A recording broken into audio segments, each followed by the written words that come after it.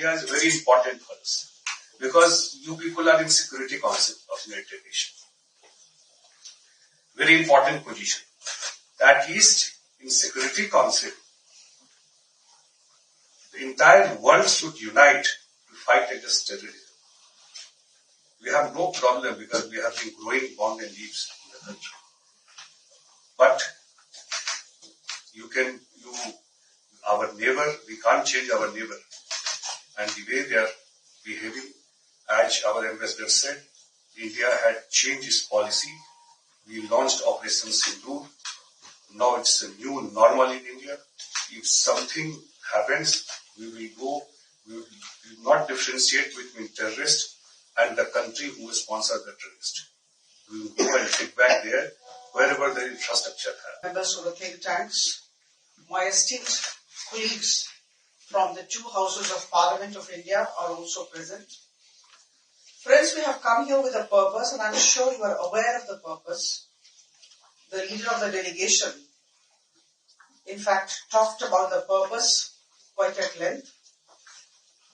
Even at the cost of being repetitive, even at the cost of being a bit lengthy in my deliberation, I will make a very honest, earnest, and humble appeal to each one of you to actually understand the background which brings all of us to your country, your beautiful country.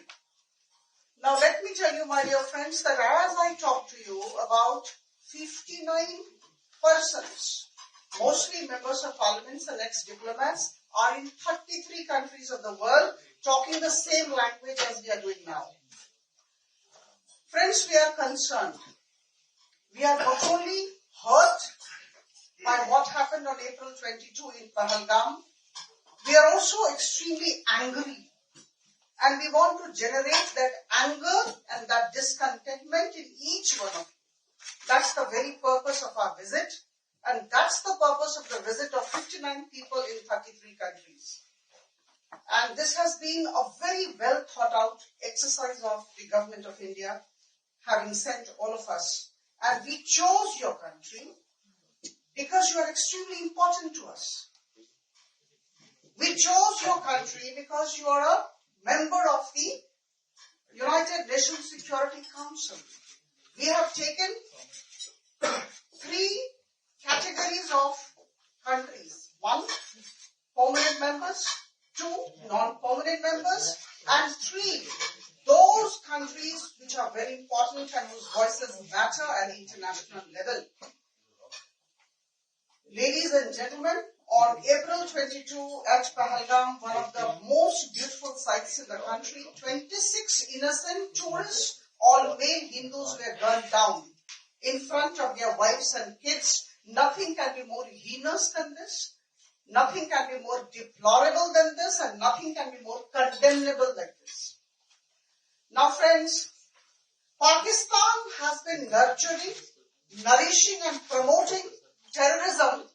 I don't think we have an iota of doubt, and you should not have that doubt in your minds. With a very non-partisan attitude, appreciate the situation that we are in.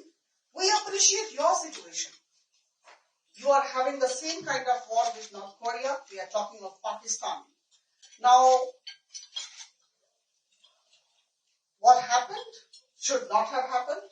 And I must tell you that if I say today that Pakistan is a habitual offender as far as terrorist activities are concerned, I don't think I will be exaggerating or I will be exceeding my brief. Pakistan is indeed a habitual offender. 1947-48 Pakistan was created.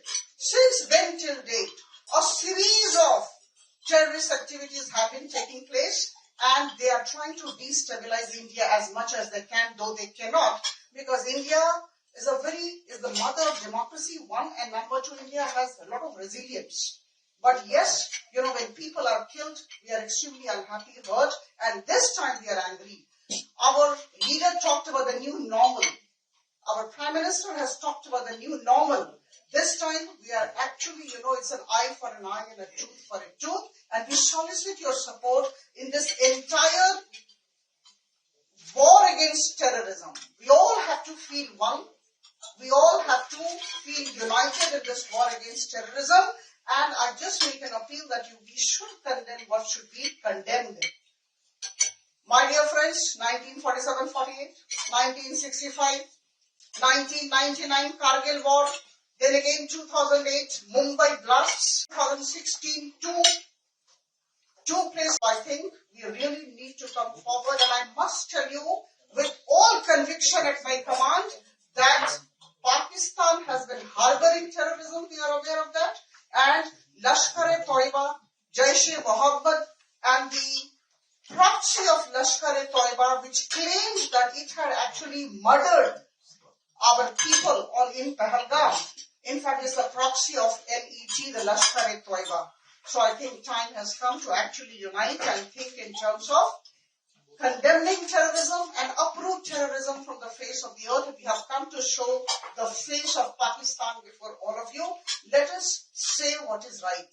And before I conclude, my very esteemed colleagues are here. All of them are very learned people in their own fields. They would definitely be contributing. I must say that there is absolutely no comparison between the kind of works that India is doing and what Pakistan is doing. Pakistan, I must tell you, we have a foreign exchange reserves of $690 billion, and they have a foreign exchange reserve of just $15 billion. Please remember this. The GDP growth rate, which is an indication of how the country does, I think you all are very far, and we really appreciate you.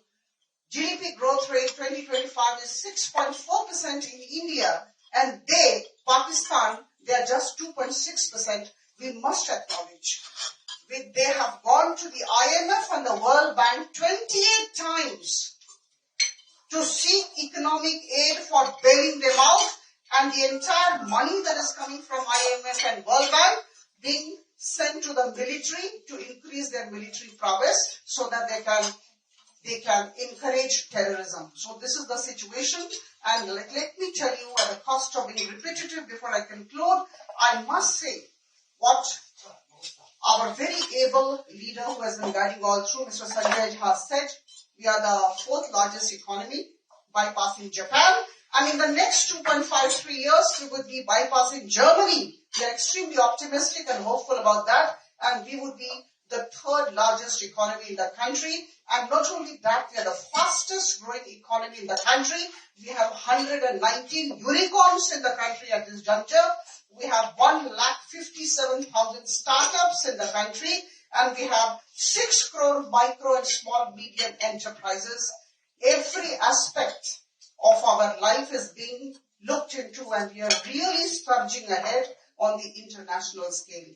So I think it's a great opportunity. It's a privilege for us to be here. I really thank the ambassador of India to Korea, Mr. Amit Kumar, Mr. Nishikanji, and his entire team, their entire team, for having brought us together on one platform.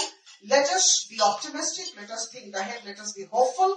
And the outcome of this deliberation would be called successful if we are able to generate the kind of anger that we have in your hearts and minds, with heart within and God overhead. Let's move together against this scourge of terrorism, against this entire atmosphere of negativity being created by Pakistan, and let's have the ability and the I would say the courage to call spade a spade.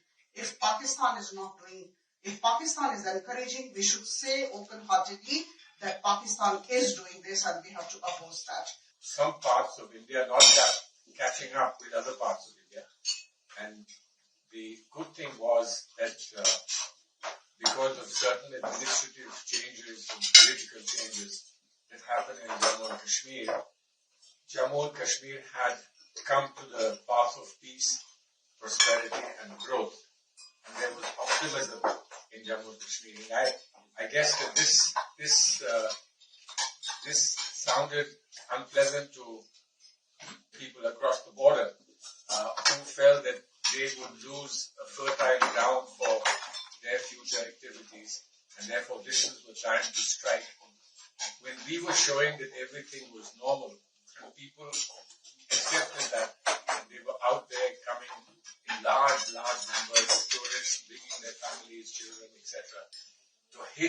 that spot, hit at a spot where they could show that Kashmir was not the place where tourists should be going. So this was a very, very devious exercise against our successful attempts to normalize the situation and work towards peace and growth in Kashmir. But obviously there was an international context as well. And the international context is that we have still some way to go in the attempts to find normalcy between China and India. We have issues we call them issues of perception, but they had got aggravated in recent years. We have gone back, both sides have gone back to attempts to try and diffuse them and get back to normal. But there is obviously a sense that because of the approach of the United States of America, that there may well be an attempt to isolate China. And therefore, China and those who want to lean on China are looking for camaraderie. And I think that's what Pakistan tried to do. Kill two birds with one stone. They get support from China. And then, secondly, to ensure that India does not continue to go along the path of growth. So now this is a perennial problem, and this is a problem that we are not going to be distracted by it, but we still need as a responsible government and a responsible parliament, we need to address the concerns of our citizens. And the psychology of your nation gets impacted when something like this happens, particularly when we have so much strength and we have so much happening for us. So this is why they seem to have chosen the time. And it will take a little time to work out all the details about the various relationships between the permanent five in the United Nations. But we have, both Korea and India have a very important place in the United Nations. You have today a place in the Security Council. India is aspiring to a position of a permanent membership of the Security Council. And we do believe that the reality of the world would reflect in the United Nations if that happens. But obviously it can't happen overnight. So what we want to do is hope that we can persuade enough public opinion here in Korea, which is already well informed, for you to be able to play an active role and present in the Security Council, where Pakistan is also a member for the present, so that we get a fair response in the Security Council today at present. And of course, in the long term, as to the future of the international body, what role Korea and India can play together in the reform of the body. So I think there are issues that relate to our specific circumstances at home, and there are issues that relate to the larger region, which includes you, and the issues that are global. And I think we need to see all of them together, and this would be an ideal and an excellent place where this kind of exchange can happen. Thank you very much. Many of us in the delegation are here in South Korea for the very first time. And thank you for listening to us patiently. Thank you for the warm welcome. I wish we could have stayed a little longer than what we are, but since we are all on national duty, we have limited time.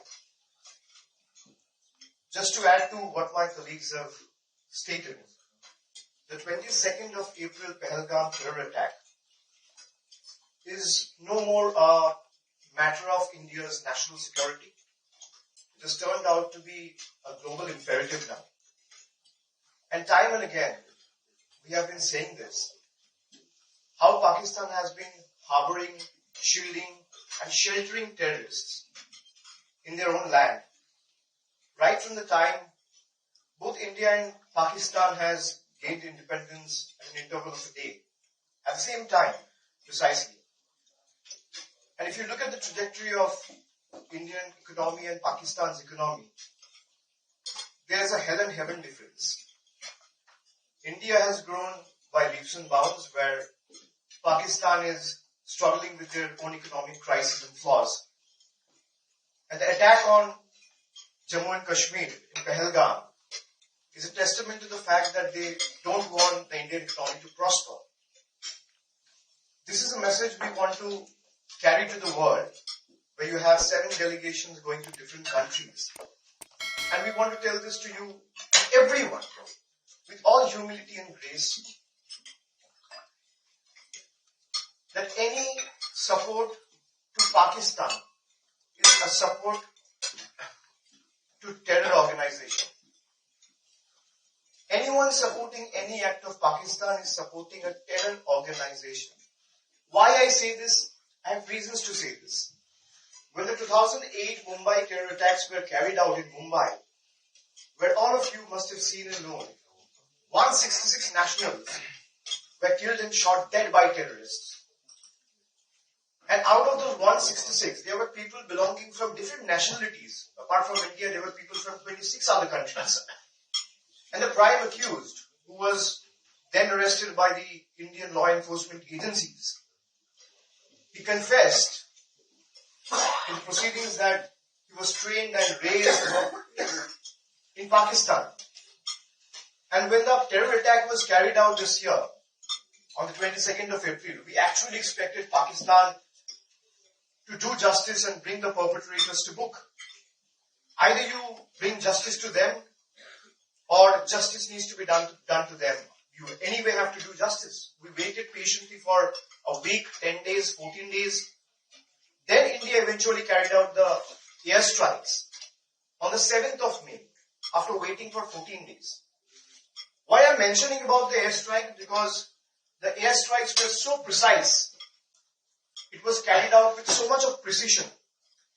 We ended up successfully destroying 9 terror infrastructure without endangering a single civilian life. This is what India is, firm in resolve, yet honorable in action. I come from a land where we have a special bond with every Koreans living in South Korea. I come from the land of Rabindranath Tagore. And Rabindranath Tagore's poem, The Lamb from the East, is still embedded and found a special place in the textbooks of school kids today. And we come from a land who has always taught and given the message of peace, harmony, tolerance and humanity to the world. We would be the last one to talk about violence. We would be the last one to talk about war and tax. But we have been repeatedly waiting patiently for them to bring the perpetrators to book, which they are not doing. Now our stance from the very first day has been clear. You fire, we fire. You stop, we stop. You can't be expecting one-sided action, and you can't be expecting any reaction. As Newton's third law says, every action has an equal and opposite reaction. Now, breeding a snake back in your backyard and expecting that snake to only bite your neighbor is the last mistake we should do, or last thing we should think of. Because once the snake is unleashed, it will end up biting whoever it can. A snake remains a snake. If you're breeding a monster to become a monster, the day the monster is unleashed, it will pounce on an attack on everyone. It gets an opportunity to attack. So we need to be very careful and mindful of how Pakistan has been harboring terrorism, harboring terrorists from 9/11 to 26/11 in Mumbai, to Pahalgam, to Pathankot, to Uri, repeatedly one after one terror attacks. You might reminisce Osama bin Laden was found in a place called Abbottabad, which is again in Pakistan.